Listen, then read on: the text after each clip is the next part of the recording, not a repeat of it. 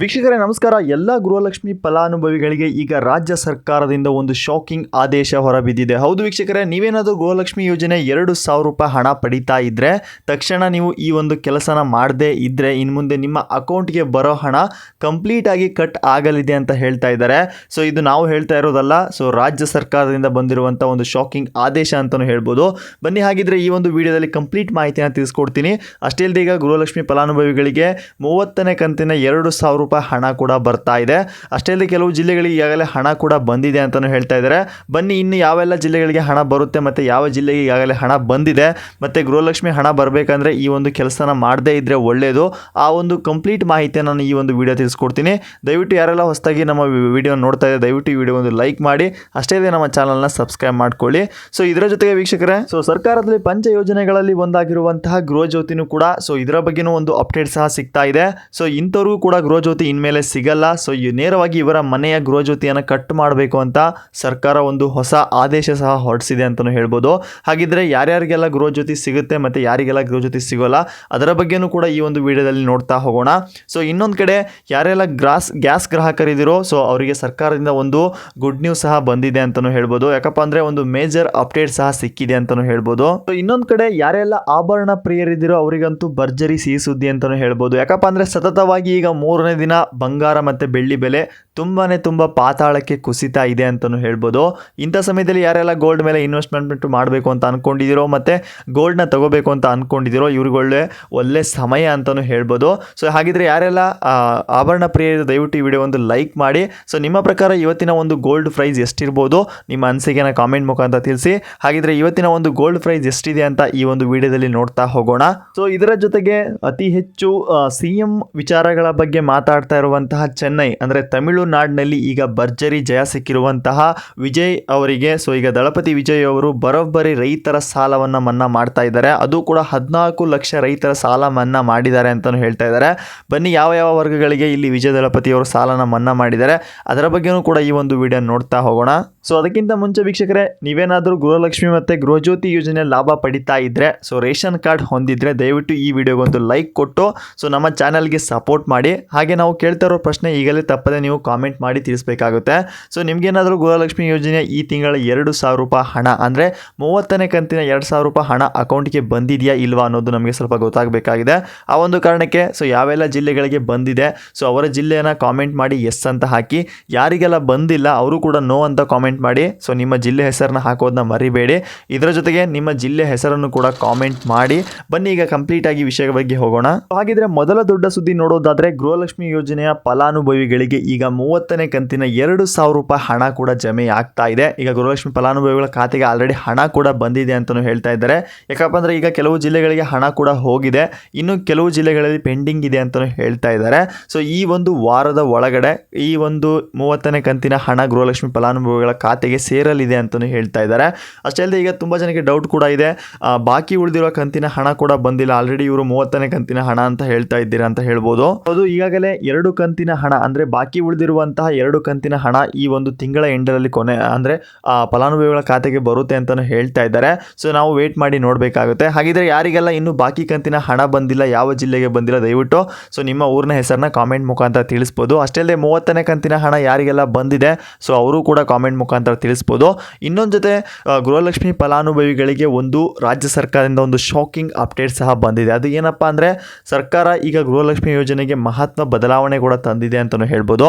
So ಇನ್ನೊಂದು ಕಡೆ ಪ್ರತಿಯೊಂದು ಫಲಾನುಭವಿಗಳು ಮಹಿಳೆಯು ಕೂಡ ತಮ್ಮ ಬಯೋಮೆಟ್ರಿಕ್ ಅಂದರೆ ಬೆರಳಂಚು ಫಿಂಗರ್ ಪ್ರಿಂಟ್ನ ಇನ್ಮೇಲೆ ಕೊಡಬೇಕಾಗುತ್ತೆ. ಸೊ ನೀವು ಫಿಂಗರ್ ಪ್ರಿಂಟ್ ಕೊಡಿಲ್ಲ ಅಂದರೆ ಸೊ ನಿಮಗೆ ಇನ್ಮುಂದೆ ಗೃಹಲಕ್ಷ್ಮಿ ಹಣ ಬರಲ್ಲ ಅಂತಲೂ ಹೇಳ್ತಾ ಇದ್ದಾರೆ. ಇನ್ನು ಮುಂದೆ ಗೃಹಲಕ್ಷ್ಮಿ ಫಲಾನುಭವಿಗಳು ಸೊ ನಿಮ್ಮ ಫಿಂಗರ್ ಪ್ರಿಂಟ್ ಅಂದರೆ ಬಯೋಮೆಟ್ರಿಕ್ನ ಕೊಡಲೇಬೇಕಾಗುತ್ತೆ. ನೀವೇನಾದರೂ ಬಯೋಮೆಟ್ರಿಕ್ನ ಕೊಟ್ಟರೆ ನಿಮಗೆ ಕಂತು ವೈಸ್ ಅಂದರೆ ಯಾವೆಲ್ಲ ಬಾಕಿ ಕಂತಿನ ಹಣ ಇದೆ ಮತ್ತು ಮುಂದಿನ ಕಂತಿನ ಹಣ ಕೂಡ ಬರುತ್ತೆ ಅಂತಲೂ ಹೇಳ್ತಾ ಇದ್ದಾರೆ. ಸೊ ಇದು ಯಾಕಪ್ಪ ಮಾಡ್ತಾ ಇದ್ದಾರೆ ಅಂದರೆ ತುಂಬ ಜನ ಸುಳ್ಳು ದಾಖಲೆ ನೀಡಿ ಹಾಗೂ ಮೃತಪಟ್ಟ ಮಹಿಳೆಯರ ಹೆಸರಲ್ಲೂ ಕೂಡ ಹಣ ಡ್ರಾ ಮಾಡ್ತಿರೋದು ಪತ್ತೆಯಾಗೋದ್ರಿಂದ ಸೊ ಸರ್ಕಾರ ಈ ಒಂದು ಕಠಿಣ ಕ್ರಮ ಕೈಗೊಂಡಿದೆ ಅಂತಲೂ ಹೇಳ್ಬೋದು. ಯಾರಿಗೆಲ್ಲ ನಿಗದಿತ ಅವಧಿಯೊಳಗೆ ತಮ್ಮ ಬಯೋಮೆಟ್ರಿಕ್ ಅಪ್ಡೇಟ್ ಮಾಡಿಸಿದಿಲ್ವೋ ಅಂಥವರು ಗೃಹಲಕ್ಷ್ಮಿ ಹಣವನ್ನು ಕಂಪ್ಲೀಟಾಗಿ ಕಟ್ ಮಾಡಲಾಗುತ್ತೆ ಅಂತ ಸೊ ಇಲಾಖೆ ಕೂಡ ಎಚ್ಚರಿಕೆ ಸಹ ನೀಡ್ತಾ ಇದೆ. ಆದಷ್ಟು ಬೇಗ ಇದರ ಬಗ್ಗೆ ಅಪ್ಡೇಟ್ಗಳು ಸಿಗ್ತಾ ಹೋಗ್ತವೆ. ದಯವಿಟ್ಟು ಯಾರೆಲ್ಲ ಇನ್ನೂ ಬಯೋಮೆಟ್ರಿಕ್ಸ್ನ ಮಾಡಿಸಿಲ್ಲ ಆದಷ್ಟು ಬೇಗ ನೀವು ಬಯೋಮೆಟ್ರಿಕ್ಸ್ನ ಮಾಡಿಸೋದು ತುಂಬ ಒಳ್ಳೆಯದು ಅಂತಲೂ ಹೇಳ್ಬೋದು. ಸೊ ಇದರ ಜೊತೆಗೆ ಇನ್ಮುಂದೆ ಕೆಲವರಿಗೆ ಗೃಹ ಜ್ಯೋತಿ ಯೋಜನೆ ಸಿಗೋದಿಲ್ಲ. ಹೌದು ವೀಕ್ಷಕರೇ, ಗ್ಯಾರಂಟಿ ಯೋಜನೆಗಳಲ್ಲಿ ಒಂದಾಗಿರುವಂತಹ ಗೃಹ ಜ್ಯೋತಿ ಸೊ ಫಲಾನುಭವಿಗಳಿಗೆ ಮಾತ್ರ ರಾಜ್ಯ ಸರ್ಕಾರ ದೊಡ್ಡ ನಿರ್ಧಾರ ತಗೊಂಡಿದೆ ಅಂತಲೂ ಹೇಳ್ಬೋದು. ಸೊ ಈಗೆಲ್ಲ ಯಾರೆಲ್ಲ ಶ್ರೀಮಂತರಿದ್ದೀರಾ, ಯಾರು IT ರಿಟರ್ನ್ ಫೈಲ್ ಮಾಡ್ತಾ ಇದ್ದೀರೋ ಹಾಗೂ ಅದಕ್ಕಿಂತ ಹೆಚ್ಚು ಸ್ವಂತ ಮನೆ ಹೊಂದಿದ್ದು ಸೊ ಉಚಿತ ಕರೆಂಟ್ ಅಂದರೆ ಗೃಹ ಜ್ಯೋತಿನ ಬಳಸ್ತಾ ಇದ್ದೀರೋ ಸೊ ಅಂಥವರ ಮನೆಯ ಕರೆಂಟನ್ನು ಕಂಪ್ಲೀಟಾಗಿ ಕಟ್ ಮಾಡಬೇಕು ಅಂತ ಸರ್ಕಾರ ಈಗ ಒಂದು ನಿರ್ಧಾರವನ್ನು ತೆಗೆದುಕೊಂಡಿದೆ ಅಂತಲೂ ಹೇಳ್ಬೋದು. ಯಾಕಪ್ಪ ಅಂದರೆ ಇಲ್ಲಿ ಬಡವರಿಗೆ ಮಾತ್ರ ಈ ಒಂದು ಗೃಹ ಜ್ಯೋತಿ ಯೋಜನೆ ತಲುಪಬೇಕು ಅನ್ನೋ ಕಾರಣಕ್ಕೆ ಈ ಒಂದು ಮಹತ್ವ ಪರಿಷ್ಕರಣೆ ಕೂಡ ಈಗ ಸರ್ಕಾರ ಮುಂದುವರಿಸ್ತಾ ಇದೆ ಅಂತಲೂ ಹೇಳ್ಬೋದು. ಹಾಗಿದ್ರೆ ಯಾರೆಲ್ಲ ಕದ್ದು ಗೃಹ ಜ್ಯೋತಿನ ಬಳಸ್ತಾ ಇದ್ದೀರೋ ಅವರಿಗೊಂದು ದೊಡ್ಡ ಶಾಕ್ ಅಂತಲೂ ಹೇಳ್ಬೋದು. ಸೊ ಈ ಒಂದು ನಿರ್ಧಾರದಿಂದ ಸರ್ಕಾರ ಸರಿಯಾಗಿದೆಯಾ ಇಲ್ಲ, ನಿಮ್ಮ ಅನಿಸಿಕೆನ ಕಾಮೆಂಟ್ ಮುಖಾಂತರ ತಿಳಿಸ್ಬೋದು. ಸೊ ಇನ್ನು ಮುಂದಿನ ದೊಡ್ಡ ಸುದ್ದಿ ನೋಡೋದಾದ್ರೆ, ದೇಶದ LPG ಸಿಲಿಂಡರ್ ಗ್ರಾಹಕರಿಗೆ ಕೇಂದ್ರ ಸರ್ಕಾರದಿಂದ ಒಂದು ಬಿಗ್ ಅಪ್ಡೇಟ್ ಸಿಕ್ಕಿದೆ ಅಂತಲೂ ಹೇಳ್ಬೋದು. ಸೊ ಇನ್ನು ಮುಂದೆ ಗ್ಯಾಸ್ ಸಿಲಿಂಡರ್ ಪಡೆಯಲು ಹಾಗೂ ಸಬ್ಸಿಡಿ ಹಣ ನಿಮ್ಮ ಖಾತೆಗೆ ಸರಿಯಾಗಿ ಬರಬೇಕಂದ್ರೆ ಸೊ ಗ್ಯಾಸ್ ಕನೆಕ್ಷನ್ ಹೊಂದಿರೋ ಪ್ರತಿಯೊಬ್ಬರು ತಮ್ಮ KYC ಪ್ರಕ್ರಿಯೆ ಮತ್ತೆ ಕಂಪ್ಲೀಟ್ ಮಾಡುವುದು ಕಡ್ಡಾಯವಾಗಿದೆ ಅಂತಲೂ ಹೇಳ್ತಾ ಇದ್ದಾರೆ. ಸೊ ಗ್ಯಾಸ್ ಏಜೆನ್ಸಿಗಳಿಗೆ ಭೇಟಿ ನೀಡಿ ಆಧಾರ್ ಲಿಂಕ್ ಮತ್ತು ಬಯೋಮೆಟ್ರಿಕ್ ವೆರಿಫಿಕೇಶನ್ ಮಾಡಿಸಿದ್ರೆ ಸೊ ನಿಮ್ಮ ಗ್ಯಾಸ್ ಕನೆಕ್ಷನ್ ಬ್ಲಾಕ್ ಆಗುವ ಸಾಧ್ಯತೆ ಇದೆ ಅಂತಲೂ ಹೇಳ್ತಾ ಇದ್ದಾರೆ. ಸೊ ಈ ಒಂದೆಲ್ಲ ಕಂಪ್ಲೀಟ್ಗಳನ್ನ KYC ಕಂಪ್ಲೀಟ್ ಮಾಡಿದ್ರೆ ಸೊ ನಿಮಗೆ ಗ್ಯಾಸ್ ಸಿಗುತ್ತೆ ಮತ್ತು ಸಬ್ಸಿಡಿ ಹಣ ಕೂಡ ನಿಮ್ಮ ಖಾತೆಗೆ ಬರುತ್ತೆ ಅಂತಲೂ ಹೇಳ್ತಾ ಇದ್ದಾರೆ.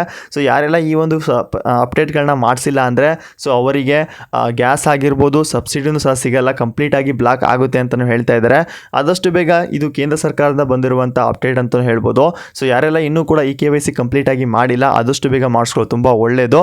ಸೊ ನೋಡೋಣ ಯಾರೆಲ್ಲ ಈಗ KYC ಕಂಪ್ಲೀಟ್ ಆಗಿದೆ ಮತ್ತು ಯಾರೆಲ್ಲ ಕಂಪ್ಲೀಟ್ ಆಗಿಲ್ಲ ಆದಷ್ಟು ಬೇಗ ಮಾಡಿಸ್ಕೊಳ್ಳಿ.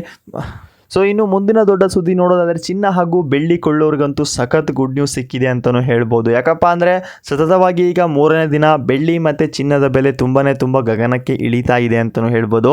ಕಳೆದ ಕೆಲವು ದಿನಗಳಿಂದ ಗಗನಕ್ಕೇರುವಂಥ ಚಿನ್ನದ ಬೆಲೆ ಇವತ್ತು ದಿಢೀರ್ ಕುಸಿತ ಕಂಡಿದೆ ಅಂತಲೂ ಹೇಳ್ಬೋದು. ಅಮೆರಿಕ ಮತ್ತು ಇರಾನ್ ನಡುವಿನ ರಾಜಾತಿಕ ಉದ್ಗತೆಯ ಎಫೆಕ್ಟ್ನಿಂದಾಗಿ ಜಾಗತಿಕ ಮಾರುಕಟ್ಟೆಯಲ್ಲಿ ತಲ್ಲಣ ಸೃಷ್ಟಿಯಾಗಿದೆ ಅಂತಲೂ ಹೇಳ್ಬೋದು. ಇದರ ನೇರ ಪರಿಣಾಮ ಚಿನ್ನದ ಮಾರುಕಟ್ಟೆ ಮೇಲೆ ಬಿದ್ದಿದೆ. ಸೊ ಪರಿಣಾಮವಾಗಿ ಇವತ್ತು 23 ಕ್ಯಾರೆಟ್ ಆಭರಣ ಚಿನ್ನ ಹಾಗೂ 24 ಕ್ಯಾರೆಟ್ ಅಪರಿಚಿತ ಚಿನ್ನದ ಬೆಲೆ ಈಗ ಭಾರಿ ಇಳಿಕೆಯಾಗಿದೆ ಅಂತಲೂ ಹೇಳ್ಬೋದು.